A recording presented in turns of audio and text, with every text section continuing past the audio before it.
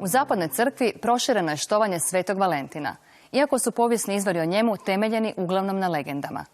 Evo kako se taj svetac imenuje u raznim hrvatskim krajevima.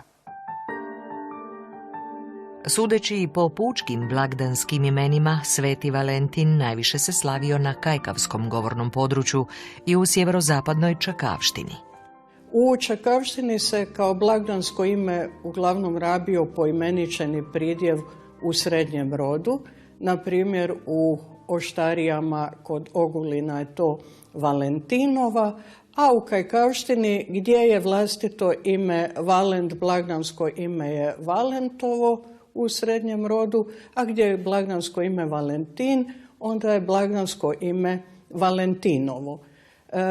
I kod ovoga sveca često se blagdansko ime sastoji samo od pridjeva sveti i svećena imena, pa na primjer u Cerovcu kraj Slunja to je Sveti Valentin, a negdje u Kajkavštini u Podravini je to Sveti Valjentin ili pak samo Valentin.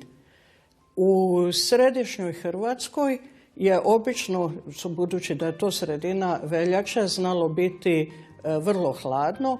Odatle u Oštarijama poslovica Sveti Vale nima šale.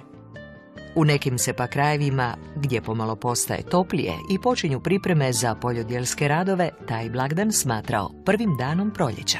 Slavio se kao blagdan ptičjega pira, jer se tada okupljaju jako ptice i vrlo živo pjevaju, pa se ponegdje čak onda pticama nosila i hrana za njihov pir. Odatle na kvarnerskom i istarskom području ima i poslovica Sveti Valentin na svakom grmu je pir. Iako je posljednjih četvrt stoljeća pod utjecajem Zapada Valentinovo najpoznatije kao Dan zaljubljenih, u hrvatskoj tradiciji takvo značenje blagdana nije postojalo.